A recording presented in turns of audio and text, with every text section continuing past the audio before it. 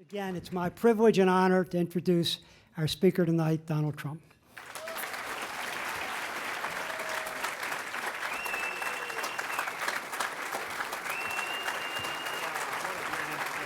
Thank you. You're my pal for life. You got it. My pal for life. Thank you, David.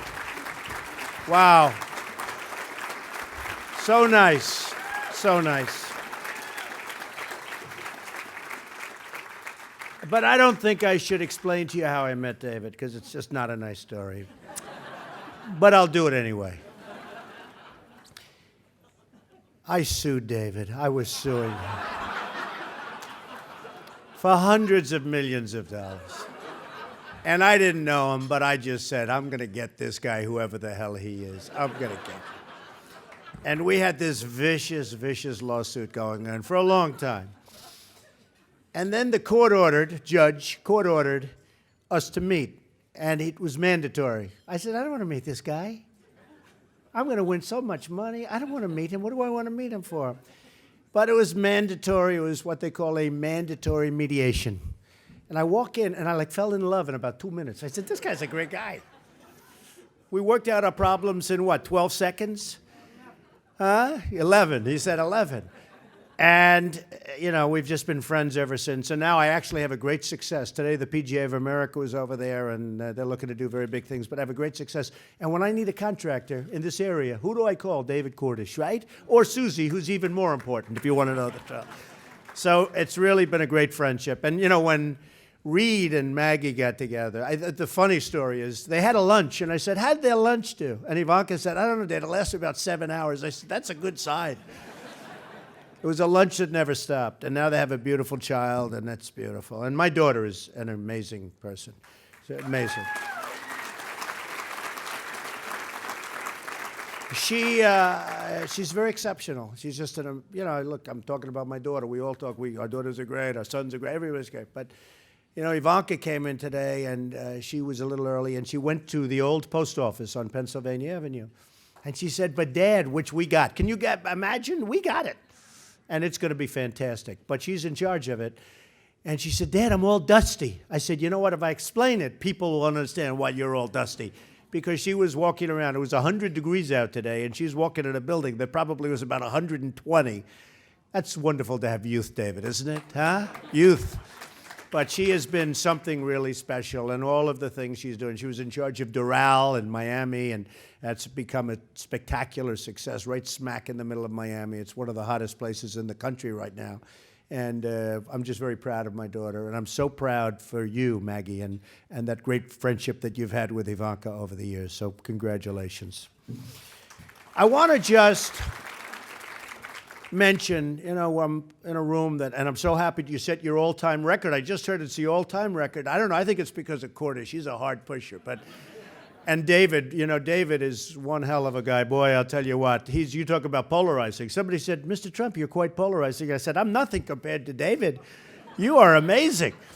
But between the two of these giants, they're giants, this was some great event and some great amount of money raised. And by the way, I met your governor. I respect your governor. He's going to beat it, and please give him my regards.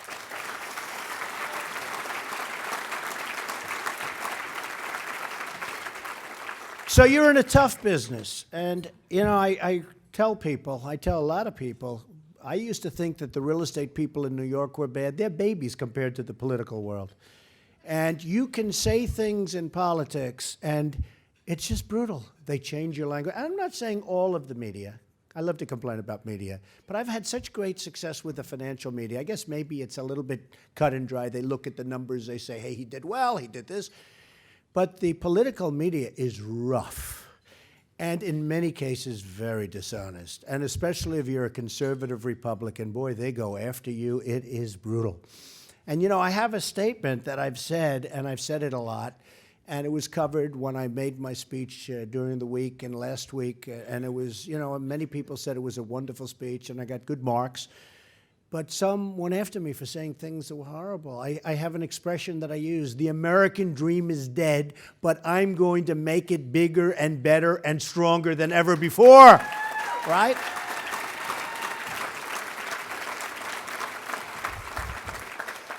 And the problem is they keep cutting off the last part, David. So I say the American dream is dead. I don't say the American dream is dead. I say the whole sentence. And they say, the American dream is dead. And before I get the next word out, they cut me. And then they say, isn't that terrible? Michael knows because he has to defend me all the time. But Michael knows what I'm saying. And it's terrible. It's terrible. The fabrication, the lies, the things that go out there. I'll give you a couple of examples. There's a show on Fox, and Fox generally treats me good. The anchors are great. But there's a woman, Dana Perino. I hardly know her. So what happens, I have to explain the story. So she calls me up, Mr. Trump, I'm doing a book. Could you give me a tweet? Now, I have 3 million followers on Twitter and 2 million followers on Facebook. I have 5 million. It's like owning the New York Times without the losses. It's fantastic. And everybody that does a book, it's true. Everybody that does a book, they all call me, Mr. Trump. People I don't even know, please. I said, but I never met you. I don't want to give you a tweet. So Dana Perino, she comes out, and I watch her on the show. Got a little problem with, like, marbles in the mouth. And I watch her on the show. But she comes out. She has lunch with me a while ago, then another lunch. And then she calls and she wants to know, could I do a tweet? And I say, absolutely. I'd love to. Let's send over the book. So I do a tweet. Her manager writes me saying, Mr. Trump, thank you so much. It was so great. Do another one, blah, blah, blah. I have all these notes. Then she sends me a card, Mr. Trump, thank you so much. And she sends me the book. And it says something so nice. I won't even tell you it's so nice. Everything's beautiful. And her book did okay. I wouldn't say it's exactly Gone with the Wind. All right? And then I see her on television on O'Reilly the other night. And she's attacking me. I say, what kind of people are these? She's attacking me. So I say to myself, that's incredible. Then she attacked me again.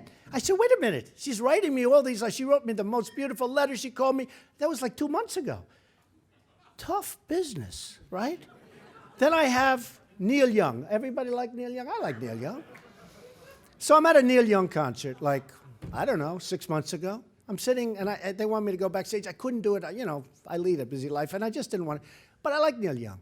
So I'm at this concert in New York, and Neil Young calls the next day. It's sort of funny. You think of Neil Young, it's great. Now I get a call. There's a man named Neil Young on the phone. I said, who's Neil Young?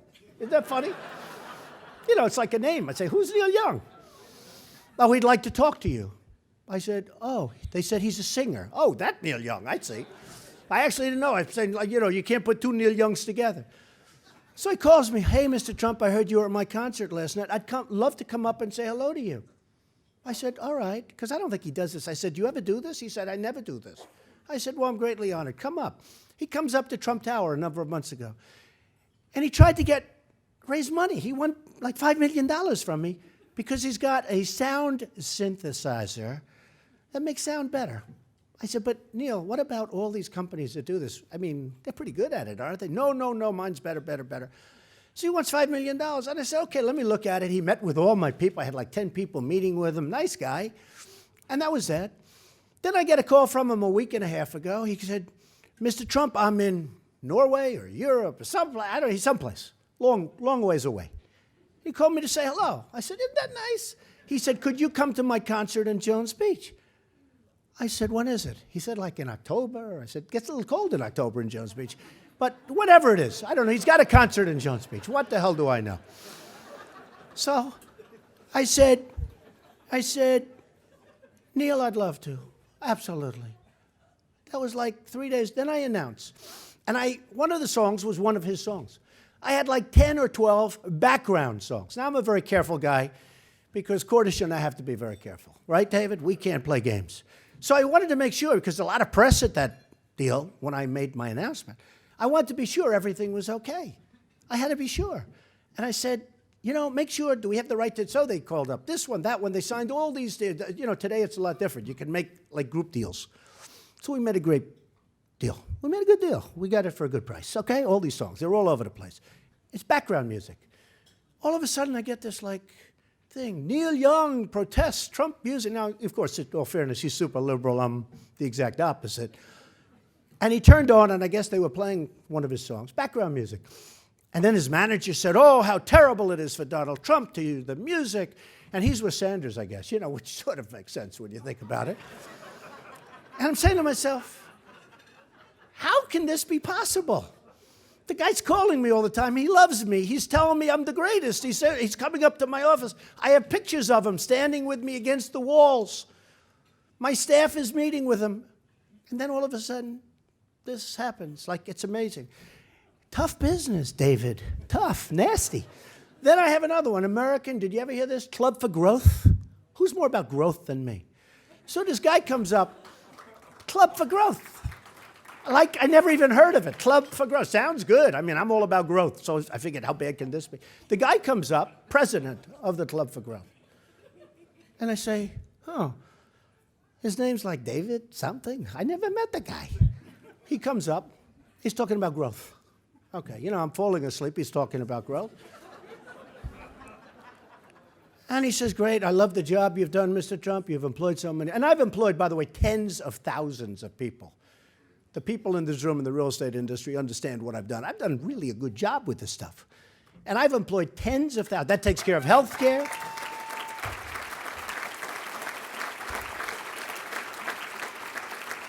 That takes care of health care. That takes care of education for all these thousands and thousands of people. And I mean tens of thousands. I have employed, over my lifetime, tens of thousands of people. And so, I figured, well, do it. And my people said, oh, you should see Club for Growth. They came out viciously against Huckabee, and they came out viciously against a couple of people. I figured, okay, look, I'm all about it. So let's come up. He's up in my office for a half hour. And then he writes me a letter right after that. And he goes, Mr. Trump, we would like $1 million. I said, $1 million? I don't even know the guy. I don't want to be stupid about this, right? He'd like $1 million. So I said, $1 million? That's a lot of money. I would say even by your standards, David, right? Citizens United. I've given you probably over the years less than $1 million, and he's been working the phones hard with Trump, right? So the guy leaves my office. I don't even know his name, and he wants $1 million. So I sort of let him know through my people that, you must be kidding. How about 5,000? Is 5,000 okay? Anyway, let's put it this way. We gave him the impression that the $1 million wasn't forthcoming, and certainly not very quickly. He came out against me running for president viciously. It was amazing. Now, I told my wife I'd be very presidential, so I'm not going to attack people. Like Cher.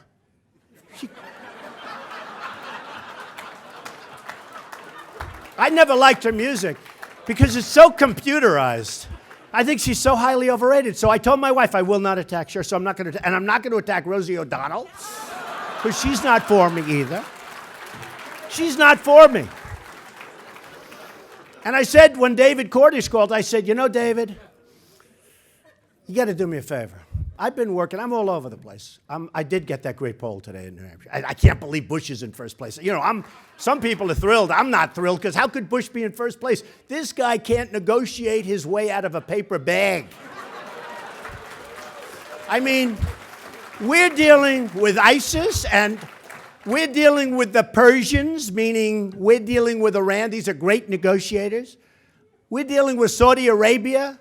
They make $1 billion a day. $1 billion a day, and we pay for everything. They have a problem. By the way, I'm pretty good at this stuff. Look at Yemen. Look at Yemen. You take a look at a map. That's a long border. You think they want Yemen? They don't want Yemen. They want Saudi Arabia. They make $1 billion a day. They give us nothing. Why? Why? Somebody said, oh, that's such a terrible thing. They're a sovereign nation. We shouldn't be asking them for money. Of course we should. They make a fortune. They make my plane look small time. I don't like that. I don't like that. So we have all of these problems, and we don't have the right people. So when I hear Bush is in, and it's funny, somebody did a commercial today, and they show a picture of Bush, who, by the way, is totally in favor of Common Core, meaning you don't educate your kids. Think of this. You don't educate your kids through Washington, folks, believe me. You don't want to go through the bureaucrats. Many of those people just want a nice, high-paying job. They don't care about the kids in Maryland and in Virginia and in Iowa and in New Hampshire. They couldn't care less. And this guy's in favor, and he's very weak on immigration. So the last thing we need is another Bush. So I'm in second place to Bush. I hate it. And I look at what's going on, and I look at what's happening in the world. I look at what's happening in our country, and I say, we are in serious, serious trouble. We don't have victories anymore. I talk about it. When was the last victory? We don't have victories anymore. Japan is eating our lunch. You know, they have Abe now, who's an excellent negotiator, and he's knocking the hell out of the yen. And because of that, people are buying their stuff. They send cars over here by the millions, like you've never seen. Boatloads. A friend of mine lives in California. He said, it's unbelievable. These massive boats come with cars. And I always say, when was the last time you saw a Chevrolet in the middle of Tokyo? It doesn't happen too much, like maybe 3 of them. We don't know what we're doing. And I will say this, look, Ivanka likes her. So anybody that Ivanka likes is okay with me. Carolyn Kennedy, right? So on 60 Minutes, they do a piece, and it's about Carolyn Kennedy. I said, okay, good. I'll watch it. A little, you know, I wouldn't say the most exciting subject ever. Actually, John was a friend of mine, and he was a great guy. But I'm watching this piece, and she's a little naive, and she's going like, and she's against these killers. Abe, killer. He wants to destroy. I mean, these are smart people. And they have the piece, and they show Carolyn Kennedy, and they said, well, let me ask you, how did you become ambassador to Japan? And I'm paraphrasing, but it's not so different, Michael, if you've seen the piece. She goes, well, I really had nothing to do, so I went to the White House, and I said, do you have anything for me to do? And they said, would you like to be ambassador to Japan? And she goes, really? This is what she's explaining. And the ambassador to Japan is the one that really is, I mean, it's unbelievable, the power, because that's really our chief negotiator with Japan. And she has no clue. She's very nice. She's a very nice person. But we don't want her. We want, look, I know everybody I know all the best on Wall Street. I know the smartest. I know people that are overrated. I know people that are underrated, that are phenomenal, that you've never heard of. Those are the people we want. I mean, we want great people because we are being destroyed by other nations. Our money is being taken out of our pockets like clockwork. And I tell the story a lot. A friend of mine, he's a great excavator. What he does is excavate. He digs. Not bad. He makes a lot of money, big company. And he comes to me and he tells me, he's sad. He said, I just bought a lot of Komatsu tractors. I said, why Komatsu? You've always bought, you know, it's always gone with Caterpillar. I said, why'd you do that? He said, well, you know, they've just cut the yen so much. And I owe it to my wife and my family and my company and my employees. He said, I made a deal that's so good, and yet I'm very distraught. He was actually semi-distraught. And he made a deal for Komatsu instead of Caterpillar. Well, that's happening all over the place. That's just one example. I have another friend who's an amazing manufacturer. He can't get into China. He can't. You know, they talk about free trade. I'm a free trader. The problem with free trade is you need smart people like David Cordish. I put you in charge of China, David. I wouldn't even think about it. China's taken care of. Okay? Believe me. Believe me.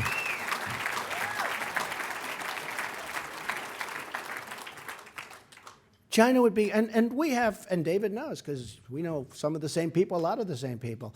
We have people that are phenomenal, brilliant negotiators. And the problem with politicians, I'm excluding all of the politicians in this room because you people are in a class by yourself. You're fantastic. Maryland Republicans are in a class by themselves, so I want to preface it.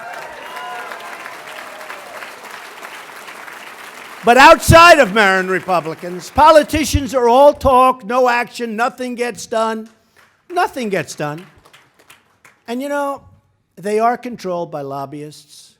They are controlled by their donors. They are controlled by so many other factors, not by the good of the country. That's the problem. You have special interests that are controlling people, and this has nothing to do with the good of the country. You have a trade pact that right now is perhaps going to eventually get through. That's a disaster. First of all, some of the great business people in here would understand this. It's with many countries. And China's sitting back lurking because China wants to go in through the back door, 100%. As sure as you're sitting there. As sure as you're sitting there. And the Republicans, it's Obama's bill, but the Republicans are pushing it. Now, you tell me how that can happen. They don't talk about currency manipulation the way they should be. And by the way, a few months ago, they weren't talking about it at all. I made a speech. It got a lot of publicity because I talked. China, Japan, and lots of others are killing us because of currency manipulation. And they didn't even have it in the bill. That's how good. And again, we have a president who honestly is not a negotiator. I don't want him negotiating for me. Everything he makes bad deals. He doesn't know what a good deal is. He's a terrible negotiator. Some people would say he's incompetent. I would not say that. Yes, I would.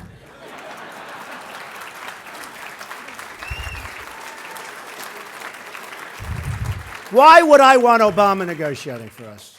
Look at the deals he's made. They've been a disaster. Look at what's going on with our military. Look at what's going on with our vets. Look at how our vets are being treated. Our vets are being treated like third-class citizens. Third class. And yet we save a Sergeant Bergdahl who's a traitor, a no-good traitor. We lose 6 lives over this guy. And yet James Foley is beheaded. We didn't fight for James Foley, who's this wonderful guy whose parents I got to know very well over the last few months, actually up in New Hampshire.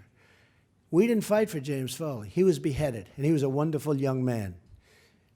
But we fought to get a traitor who, when our country was strong, would have been executed for desertion. We lost 6 great young people trying to find him, and they all knew that he deserted. And Obama knew that he deserted. And yet we took him back.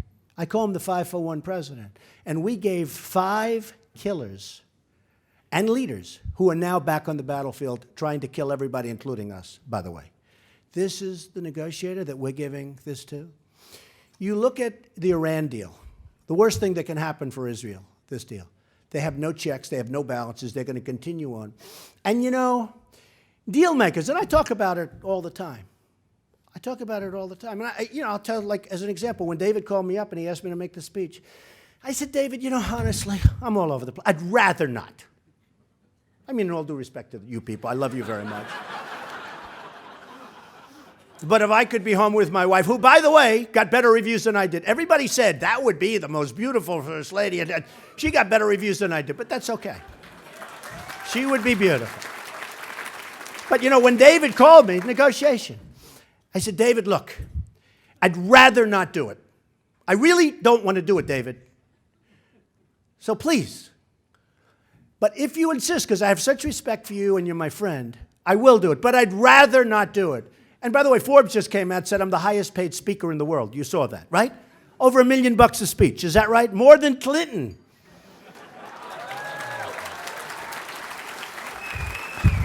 And by the way, with me, you know that I get nothing. I don't have to do something for somebody to get the speech. I mean, me, it's just a speech. So I said, David, I'd rather not do it. And I feel strongly about that, David. But if you want me to, I will. Now, who is going to say, he said, Donald, I want you to. It's true. Is that true? Is that true? So we need our great negotiators. We need people that know what they're doing. Now, here's another thing that was terribly misconstrued on purpose. I love Mexico. I love the Mexican people. 2 waiters came up to me tonight. Mr. Trump, we love you. I said, where are you from? Mexico. I said, that's great. I love you too. I do. I love Mexico. I've had tremendous relationships with people in Mexico. But I said, we need a strong border. I said, we need a wall.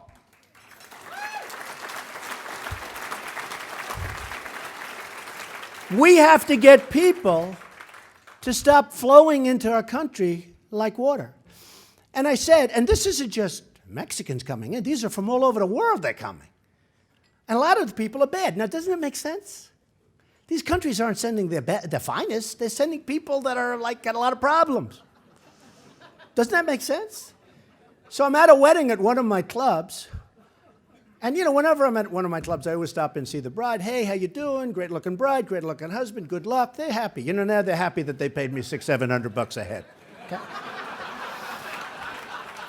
And I'm at this wedding 2 weeks ago, beautiful bride in Bedminster, New Jersey. And I see the bride, I see the groom, and after about 2 minutes, I was bored stiff. I wanted to get out of there. But then I meet these two guys. I say, what do you do? Good-looking guys, strong, tough guys. So we're border guards. I said, what border? We don't have any borders anymore, do we? I was actually surprised. I said, no, we're border guards. We're guards on the southern border. I said, wow, tell me, sit down. I was with these guys for an hour. I found it very interesting. And they said, it's tough, Mr. Trump, because we're letting people in that we shouldn't. I said, how bad is it? They said, now these are two innocent guys. These are not guys that, are looking to cause problems. They're just telling me the facts. I mean, I meet all sorts of con men and guys a little glib with their tongues. These are guys that are just great people. They're like great American people. They said, you have no idea how bad it is, Mr. Trump. I said, how bad is it? They said, some of the people coming into this country are just unbelievable. They're killers. And these aren't just Mexicans. This is all over. This is all over. All over South America, probably from the Middle East. Why not? That'll be next. They said, they're killers. They're rapists. They're drug dealers. And it makes sense. It makes sense. And I wasn't that surprised to hear it. But they were very down because they're not being allowed to do their job. They could do their job. We could do a great job without the wall. Except I just happen to be so great at building things, I would do some great work. Okay. I'm the best. I'm the best builder. Nobody can build like me. But they were very sad. And I said to a couple of people, and then I said to them, I basically said this, we need to strengthen our borders. And they said, I'm a racist. And they said, I don't like Mexico. I said, I love Mexico. Why don't I like Mexico? And a lot of the people that come in from South America, they don't want it to happen either. Because these people are causing problems and taking jobs and this and that. But I said, I love Mexico, I love the people, and they say, I don't love Mexico. So the way they go about taking what you say, one of the advantages, by the way, to live television, a lot of people don't like doing live television. I'd actually rather do live television. Because if you do live television, they can't cut you. When I do a piece, I did a piece the other day for some. Actually, it was 90% good.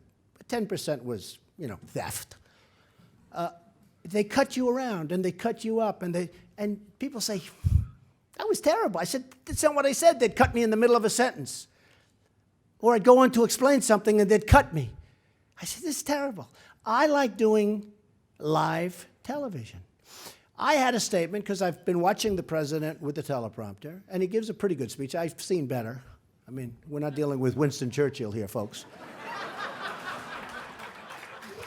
But I've come up with this, that anybody running for president shouldn't be allowed to use the teleprompter.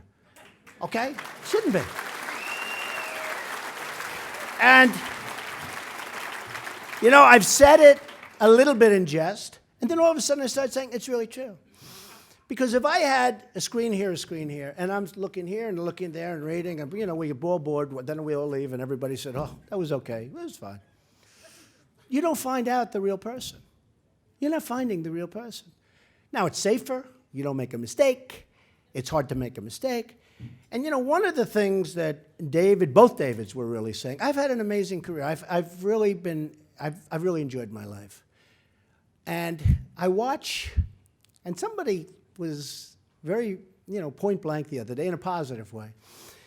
I thought about my career. I went to the Wharton School of Finance, which is probably the hardest school in the United States to get into, and has been for many years, even in my day. And that was before I was Trump, so to speak, okay?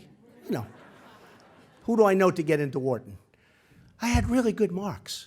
I was a good student. I had an uncle who was at MIT for many years, Dr. John Trump, one of the great scientists.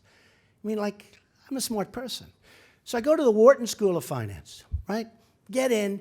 I see some of the smartest people in the country. They were in my class. Interestingly, and this is for you, Some of the smartest people in Wharton aren't the biggest successes. It's the people that never quit and never gave up. They never, ever gave. You understand what I'm saying? They're the ones that are running things. Very interesting. But I go to the Wharton School of Finance, great student. I leave Wharton. I start off with my father in Brooklyn, and I say, Pop, I want to go into Manhattan. No, son. And I have a great father. He was a great guy and a great negotiator. I learned so much. Not that he taught me specifically, but I'd play with blocks at his feet while he's on the phone fighting with a plumbing contractor over price. And when I was a young guy, 5 years old, 4 years old, 6 years, I'd hear this and I'd hear it. And I'd say, wow, that's great. And I had a father who loved to work. He was a worker. And he was a happy man. He had a great marriage. He had a fantastic marriage. They were married for 63 years, like just a happy marriage. And I said to him, I learned a lot because I said, you know, you can work and be really happy. It's a great thing. But I had a father who really was a teacher to me and a mentor to me. And when I look at what, you know, my career, so I go to Wharton, I do great. I get out. My father said to me, son, you don't want to go into Manhattan. I said, but Pop, I want to build these big buildings. He said, it's not our territory. And he was a tough cookie, but he was a very good man and a loving father. He said, son, it's not our territory. It's not for us. Let's stay in Brooklyn and Queens. We're doing great. Just, it's not our territory. It's not for you. You don't want to build there. That's the big leagues. You don't want to be there. I said, but Pop, I got to do it. So I was with him for 4 years. I was pretty young when I went in. And I was working with the Penn Central Railroad. I wanted to get options. I wanted to get this. I was all over the place. All of a sudden, I get an option to the old Commodore Hotel, and I fix it, and I build it. I make it into the Grand Hyatt. My father said, wow, that's amazing. Then I get involved with the West Side Convention Center, and I took an option to the site, and they were going to build the center in the Hudson River, and I convinced Governor Carey, who was actually a terrific governor, especially under pressure. You know, some people are better under pressure. Governor Carey was better. He might be a Democrat. I don't care whether he's Republican, Democrat. He was great under pressure. And he was under a lot of pressure to build it in the wrong. They were going to build it in the Hudson River. They couldn't get their environmental permits. And I had a site that was a better site. You didn't have to go on the other side of the West Side Highway. And he called me in with this guy named Dick Ravitch, who was a totally overrated person. Good public. No, it's true. And I debated Dick Ravitch in front of the governor, the two of us. At the end of about 10 minutes, he said, Donald's 100% right. And he went with the convention center. We got it built. It was the Jacob Javits Convention Center. I did many, many things. I mean, that was my deal. And then I did the exterior renovation of Grand Central Terminal and many, many other jobs. Now it's all over New York. Now I'm all over the world. Okay, so I do this. And I build a massive company that's tremendously valuable, far more valuable than people thought. I gave my financials when I gave my speech. I said, and that's another thing. I hold up my financials. And conservatively, it's net worth, not assets, net worth around $9 billion. That's conservative. So then I get people saying like, oh, when I said held up my financials, I held them up for a reason. I said, and that's the kind of thinking, and I said this, because those of you that watched it, which by the way was the #1 speech by far of all candidates, including Hillary, watched, okay? by the millions, by far. #1 on Google, #1 on speech, #1 on everything. Okay, so who cares? But I held it up. I held it up and I said, I'm worth this. I built a great, great company. And this is the kind of thinking that this country needs at the top. Because we have to take back our jobs, we have to take back our money, we have to take back our country.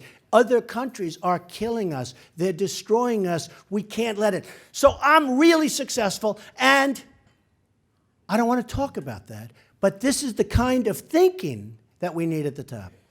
So, well, so I think it's a good message.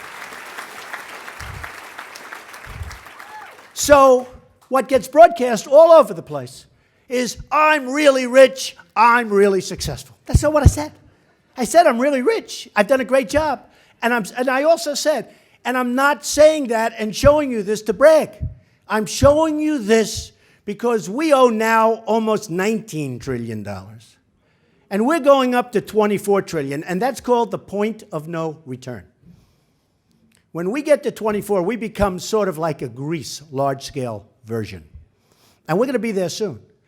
So when I held up my statement and I said, look at a great job I did, and that's the kind of mentality that we need in the White House, they left the second part out. So I look like this jerk holding up a statement, I'm rich. But it wasn't meant for that. They don't leave the rest of it. These are very strange people. Okay, so I go to Wharton. I do great. I'm really smart, right? I then create this incredible company, and my father was the most proud. He said everything. You know, he was a tough cookie who, frankly, was difficult. But after he was, and by the way, Reed understands that fact. Is your father easy, Reed? I don't think so, right? But you have total respect for Reed. You know, it takes a while with these tough, smart fathers. But my father really respected me. He said, he's unbelievable. Everything he touches turns to gold. I mean, it was my father doesn't talk like that. Then I go out and I do a book. It's called Trump, The Art of the Deal. The book goes to #1 ever. It's in all the schools. I mean, it's all over still to this day. It's one of the great business books, right? And it's a huge success. And I'm #1 on the New York Times list and every other list for many, many, many months. And I'm saying, I don't believe it. My father didn't believe it. He said, gee, I told you not to go into Manhattan. This is getting crazy.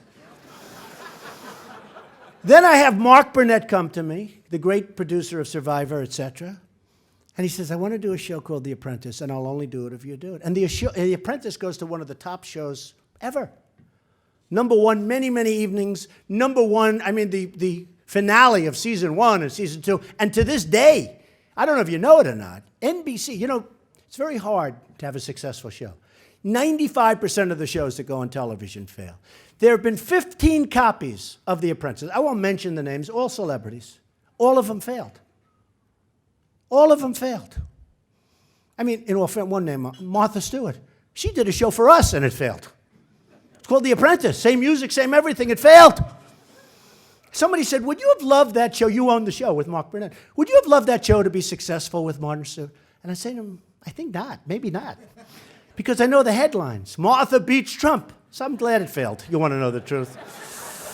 I could have made more money if it was successful, but I think I'm proud. And Martha's wonderful. But you know what? I'm sure she'll love that statement. She's wonderful. You know, now she's happy, right? But there were 15 copies of The Apprentice. So think of it. Top student, greatest school, hardest school to get into. #1 book. One of the top television shows. Copied by 15 top people, the biggest people. They all failed.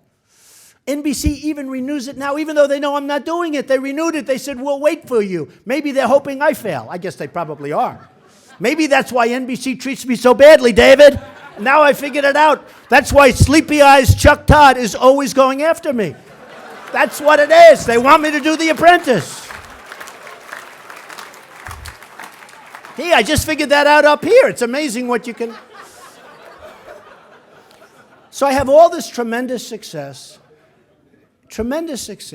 build up this incredible worth, and I have people like a guy like Karl Rove, who raised $439 million and didn't win a race. He put on a commercial that was so bad, I watched during the last cycle. It was so bad that I thought it was a commercial for the Democrats. That's how bad it was. But I watched him the other night say, Trump is not a candidate, and he won't be a candidate because he won't file. But I filed, like yesterday.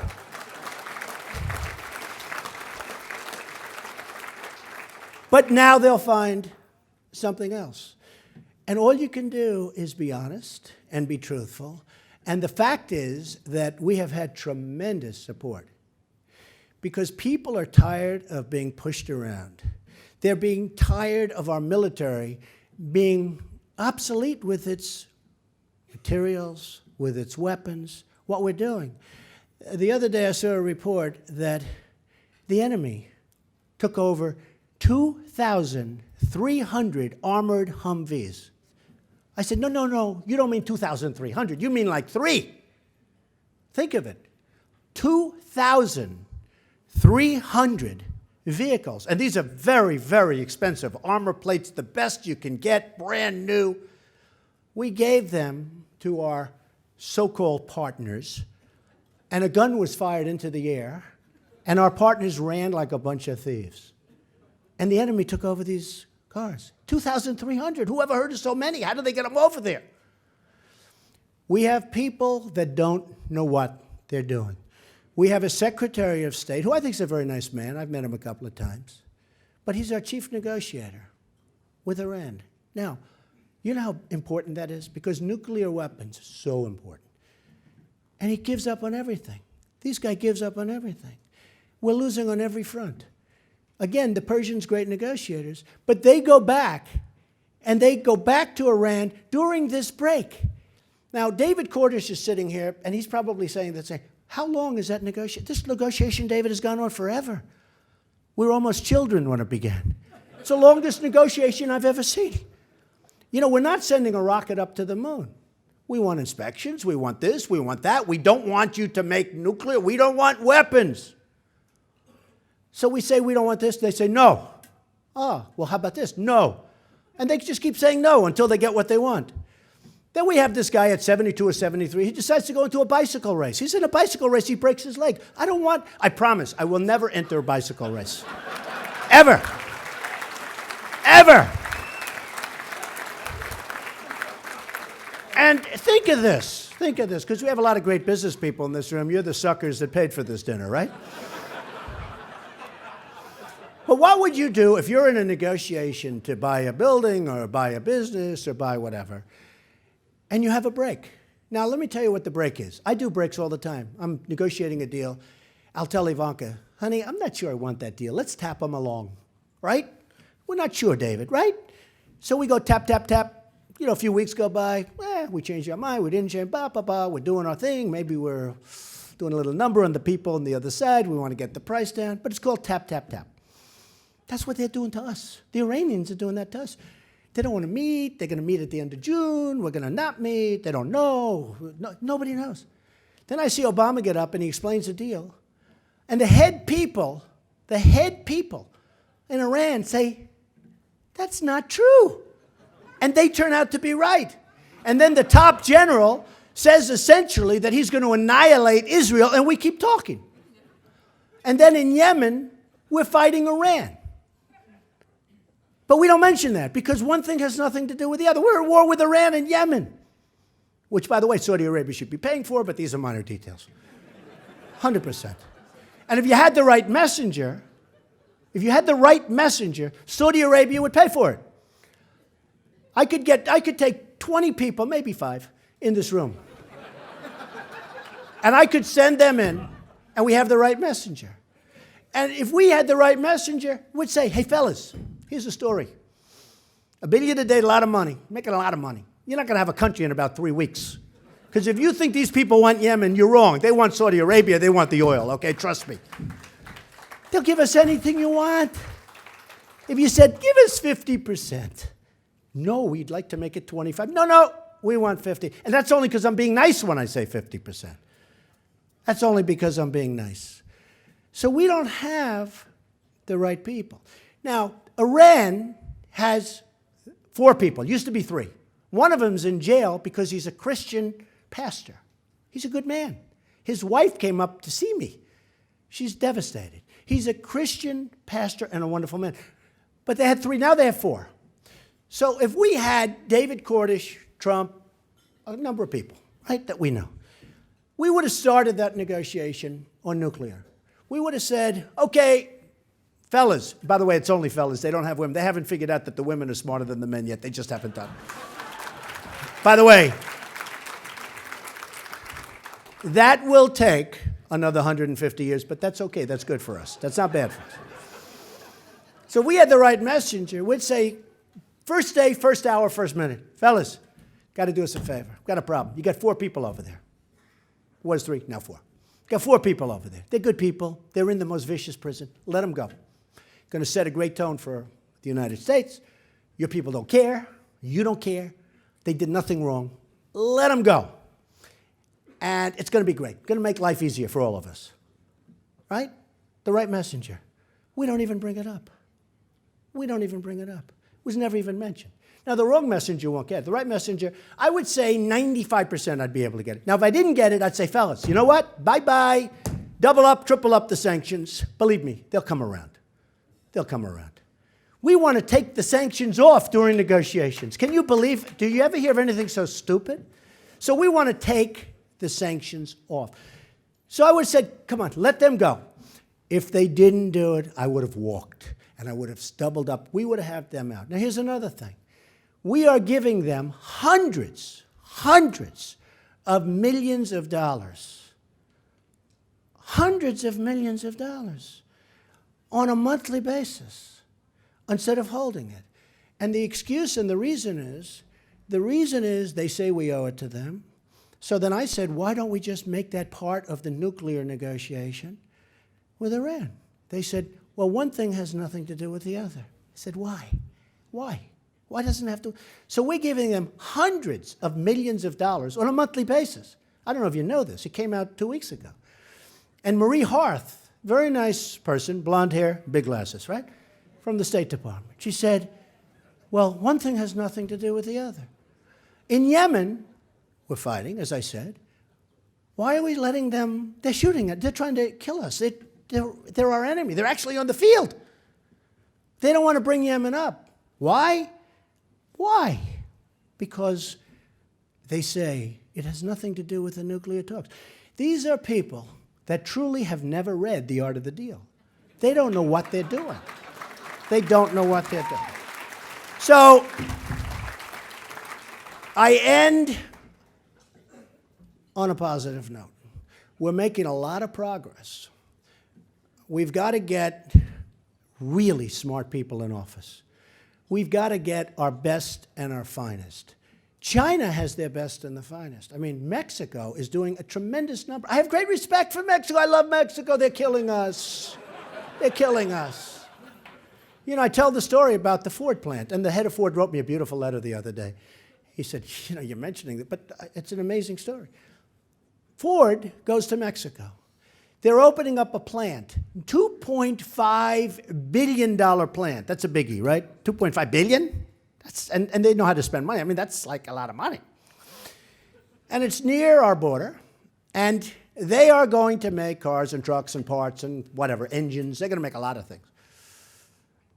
And they're going to have all Mexicans manning the plant. I think that's wonderful. And I said, what would Trump do if Trump is President Trump? I would call the head of Ford. And I would say, congratulations on your new plant in Mexico. I think it's a wonderful thing. I really do. I think it's a wonderful thing. But here's the story. If you send cars and trucks and parts and whatever else you're going to have into our country, we're going to charge you 35%. Because all you're doing is taking jobs away from the United States. That's all you're doing. And I actually had an idea that I think is a very good one. I think Ford will probably pick it up eventually. To get the cars and trucks and everything over here, let the illegals drive them in. They're coming in anyway. It's true. The illegals can drive them right through the border, drop them wherever the hell. And then I said, okay, so it's not going to be President Trump. Let's say it's President Bush, God forbid. Or any one of the others, including Hillary. What would she do? I'll tell you what she'd do. She knows it's a horrible deal for the United States. You're not stupid. It's a horrible deal. What do we get out of it? We get nothing. They make cars, trucks, everything there. They send them to us. We have no labor. We don't have jobs. We lose jobs because they're not building a plant because they're building it. What do we get out of it? We get nothing. And there's no tax because free trade. Oh, free trade's so wonderful. Okay? So we get nothing. So you know what President Trump would do? He'd say, what would happen if somebody else gets in? A politician controlled by lobbyists, donors, and special interests. So here's what happens. They'd say, we don't like that Ford deal. That's terrible. And they may even call and say, we don't really like that deal. And the next day they will be met by a barrage of donors, lobbyists, and special interest people that get paid a lot of money. Okay? And they'd say, you can't do this, Mr. President. This guy supported you. He gave you $500,000 and he raised you a fortune. You can't do it, Mr. President. You can't do it. He said, but I got to. It's so bad. You can't do it. Then the lobbyist is going to call. Then the donor is going to call. Mr. President, how can you hurt Ford? I have stock. And all of these people are going to be calling. And you know what they're going to do? Let it go. 100%. Okay. So what does President Trump do? I'll be called by the head of Ford. Probably that day. They may want to be cool and do it the next day. But I'll probably be called that day, right? And he'll say, Mr. President, free trade, sir. I say, I have no interest. Then they'll probably get some people that I know and some friends that I know, none of whom I've taken money from because I don't need money. I don't need money. Okay? I don't need it. So, and I would say, no, I'm charging them. I'm going to get whatever I have to get passed. Some people say, oh, you'd have to pass legislation. Don't worry about it. I'll charge them plenty of tax. Don't worry about it. So what happens is, I would say, not going to happen. The following day, I'll get a call from the head of Ford. And you know what he's going to say to me? Mr. President, we've decided we're not building in Mexico. We're going to build in the United States. That's what it's going to say. That's what it's going to say. There's nothing else they can say. There is nothing else that can happen. There is nothing else. We lost a plant in Tennessee to Mexico. Again, I love them, but their leaders are much smarter than our leaders. They're much more cunning. They're sharper. Our leaders are stupid people, and it's leading our country down the drain. So I'm doing very well. Perhaps all of those cameras back there will leave my full statement that the American dream is dead, but I'm going to make it bigger and stronger and better than ever before.